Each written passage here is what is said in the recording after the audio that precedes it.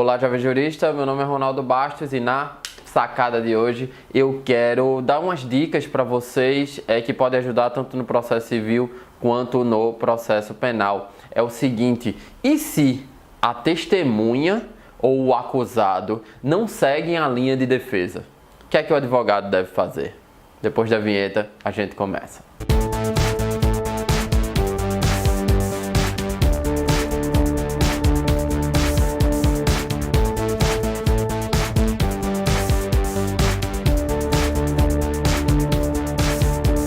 Bom, vamos falar primeiro da testemunha. E se a testemunha não segue a linha de defesa? Aí a pergunta que você me faria, mas professor, uma testemunha ela é obrigada a dizer a verdade, né? Como é que ela não vai seguir a linha de defesa? Um caso muito simples, você recebe um caso no âmbito civil, né?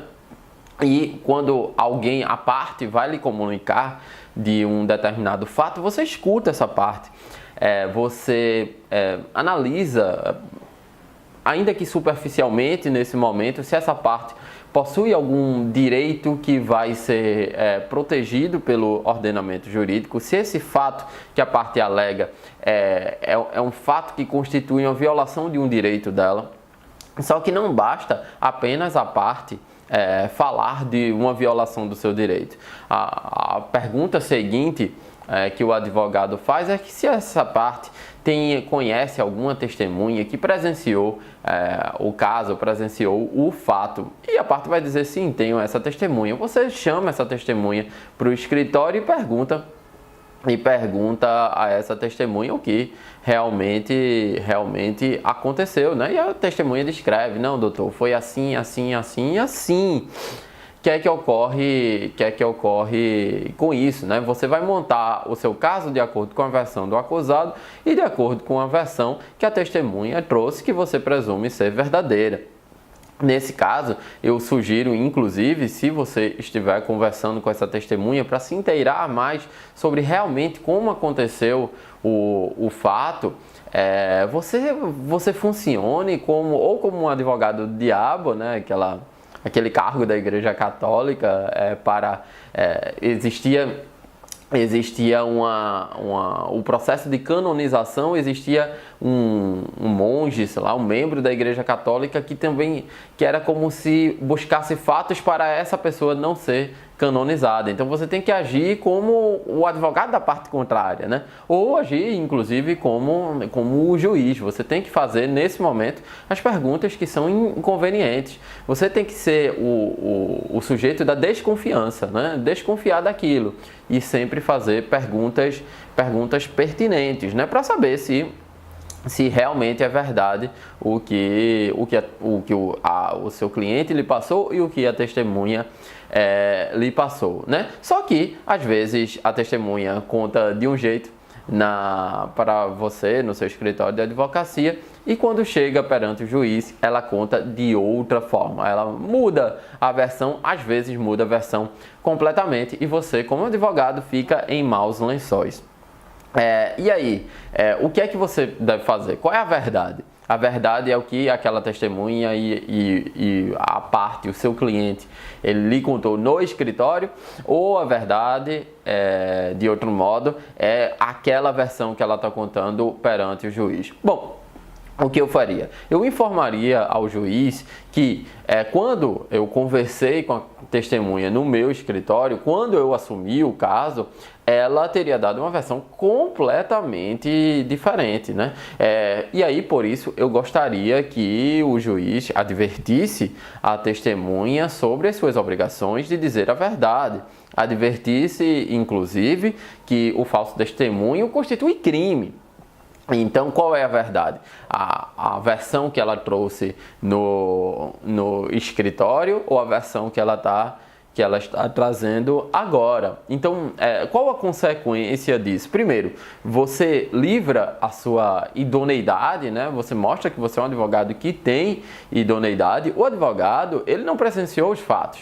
O advogado, ele só defende o cliente, se ele não presenciou os fatos, ele, dentro do limite da descrição de fatos razoável, ele não tem condição de saber exatamente como aconteceu. Esse é o papel da testemunha. Qual é o papel da testemunha? O papel da testemunha é provar fatos controversos, ou seja, a percepção exata de como ocorreu o fato. Juiz, advogado, Ministério Público não estão a todo momento nos vários cantos da sociedade onde acontecem ilícitos civis ou penais, né? Então, as testemunhas servem para esclarecer isso para os juízes, e juízes, promotores, advogados vão interpretar esta versão de cada fato trazido, né? Então eu falaria para o juiz, pedir a palavra pela ordem e pediria ao juiz que advertisse a testemunha sobre o crime de falso testemunho. Eu acho melhor pedir ao juiz para ele fazer isso do que você fazer diretamente, principalmente quando, sei lá, num processo penal a testemunha você não arrolou. E as testemunhas às vezes ficam muito arredias em relação aos acusados. Por exemplo, no processo penal, quando é uma testemunha do caso de estupro, uma testemunha arrolada pelo Ministério Público, que na verdade às vezes não é nem testemunha, é informante.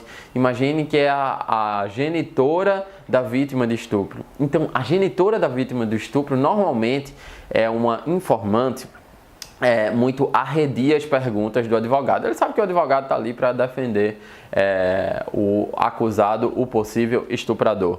E então ela é muito arredia. Então, se você puder falar com o magistrado para perguntar a testemunha, advertir a testemunha sobre o crime de falso testemunha, claro, informante não comete crime de falso testemunho, mas no caso de uma testemunha, às vezes é melhor. Cabe ao advogado sentir. Se o advogado sente que ele mesmo pode dizer, falso testemunho é crime, ele assim o faça. Mas se ele sentir que a testemunha está arredia, eu sugeriria que ele falasse com o juiz, para aí o juiz falar com a testemunha. Então é isso. Para você manter a sua idoneidade moral, a sua reputação enquanto advogado, eu acho que você deveria fazer isso. Pedir ao juiz, dizer ao juiz explicitamente que as versões estão completamente diferentes e pedir ao juiz para fazer essa advertência. Qual é a consequência prática que eu vejo na prática, né? Quando o juiz faz essa advertência, essa testemunha que até meio que veio para dizer uma versão da história, ela a partir daí, em regra, ela vai começar a contar a verdade, que ela vai ter medo de ser prejudicada. Muitas testemunhas nem gostam de estar perante o juiz, nem gostam de comparecer ao judiciário. Imagine se elas sabem que elas podem ser prejudicadas. Então, o medo bate na testemunha e ela começa a dizer a verdade. Mas se, por outro lado, é o acusado que não segue a linha da defesa. Isso acontece, professor? Acontece. Eu vejo muitos advogados que o seu próprio cliente não segue a linha da defesa, né? O cliente começa a dar uma versão diferente, ou o cliente se sente à vontade para inventar uma mentira, só que, poxa, o cliente, ele tem que saber, e na verdade ele não sabe, cabe a você como advogado orientá-lo de que ele está perante autoridades, tanto do Ministério Público quanto do juiz, que fazem, 6, 7 audiências por dia. Quantas audiências o membro do Ministério Público e o magistrado já fizeram? Então não vai ser o acusado que vai inventar uma mentira na hora que ele vai conseguir se livrar da sua situação. Então é importante que antes do depoimento do acusado você se reúna com ele para definir a estratégia de defesa. É claro que tem sempre o imponderável. O Ministério Público ele vai fazer perguntas para que o acusado entre em contradições, o juiz a mesma coisa, então tem esse imponderável, mas de um modo geral, você como advogado tem que orientar o seu cliente, mas você orientou o seu cliente, e quando chegou lá, o cliente começou a desviar da linha de defesa, né?